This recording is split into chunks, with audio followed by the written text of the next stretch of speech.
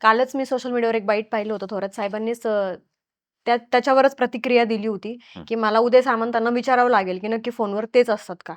जे विरोधक आहेत, आमदार आहेत तिथले अमोल खताळ, त्यांचं म्हणणं असं आहे, की समोरच्यांची पात्रता नाहीये, की ते एवढ्या मोठ्या नेत्यावर बोलू शकतात. की जी एम-आय-डी-सी आहे, ती आम्ही तर पुढच्या 4 वर्षांमध्ये करणार आणि त्याचं जे आम्ही 4 वर्षात की 2 महिन्यात? ते बोलले, की माझ्याकडे पुढचे आता 4 वर्ष आहेत, तोपर्यंत आम्ही ती पूर्ण करणार आणि जेव्हा पण त्याचं भूमिपूजन असेल, उद्घाटन असेल, त्यावेळेस त्याचे जे कागदपत्र वगैरे काही असतील, की त्यावेळेस मी पत्र 100% सत्यजित आंबेकर थोरात साहेबांना ते देणार. त्यांना देणार मी पत्र, की बाबा आम्ही एम-आय-डी-सी केली आहे असं. नाही, नाही. आनंद आहे ना. आणि ते काही एकटे आमदार नाही या तालुक्यात. मी पण आमदार आहे. त्यामुळे त्यांना जसं सगळ्या प्रक्रिया कळतील, तशा मला पण कळतीलच ना. आणि आज जर तुम्ही विचार केला, तर मी एम-आय-डी-सीच्या विषयाचा अभ्यासक आहे. मी काय फक्त एका संगमनेर एम-आय-डी-सी पुरतं भांडण नाही करत आहे. मी माझ्या मतदारसंघामध्ये जवळ-जवळ 10 ठिकाणी एम-आय-डी-सीसाठीचं माझं आज पाठपुरावा चालू आहे. इंडिया बुल्सची जागा एम-आय-डी-सीच्या ताब्यातून घेऊन इंडिया बुल्सच्या ताब्यातून घेऊन एम-आय-डी-सीकडे देणं सिन्नरमध्ये 1500 एकर जमीन भूसंपादन झालेली आहे. त्याचा मी पाठपुरावा करतोय. मी रोज ह्याच्यामध्ये आहे. या प्रक्रियेत मी रोज आहे दिवस-रात्र. त्यामुळे मला माहिती आहे, ही पत्र कसे निघतात, त्याचा पाठपुरावा कसा करावा लागतो. विनाकारण फक्त मंत्री महोदयांनी फोनवर सांगितलं 2 महिन्यात येतं आणि म्हणून लगेच इकडं 2 महिन्यात होतं असं नसतं.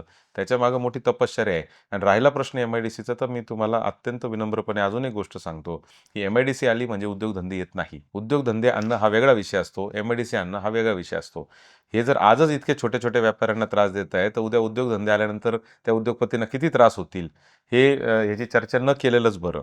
त्यामुळं पहिलं तर ह्यांना तालुक्याची संस्कृती जी पूर्वी होती, ती परत आहे, तशीच आहे. इथं उद्योगपतींना त्रास दिला जाणार नाही, अशी त्यांना खात्री उद्योगपतींना द्यावं लागेल. तर उद्योगपती येतील. नाहीतर ओसाड गावचे पाटील आम्ही होऊ. आमची जमीन जाईल, तिथं एम-आय-डी-सी होईल, पण एकही ढबूचं इन्व्हेस्टमेंट तिथं येणार नाही.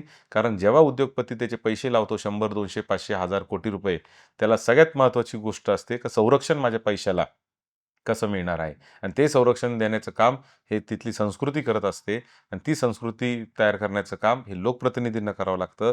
मागच्या काळामध्ये ते आम्ही केलं. आता पुढच्या काळात करू. राहिला प्रश्न तुमच्या उदय सामंतांचा. आजच मी उदय सामंतांची एक बाईट ऐकत होतो, की बाळासाहेब थोरातांनी 10 एकरात तरी एम-आय-डी-सी करायला पाहिजे होती. असं आजच ते कुठेतरी बोलले. कदाचित उदय सामंतांना त्याची माहिती नाही, म्हणून मी सांगतो, की संगमनेरमध्ये 30 वर्ष आधीच, 35 वर्ष आधीच सहकारी औद्योगिक वसाहत झालेली आहे, जी 100 एकरामध्ये आहे, ज्याच्यामध्ये आज 200 पेक्षा जास्त युनिट काम करतात, 10,000 पेक्षा जास्त कामगार तिथं आहेत.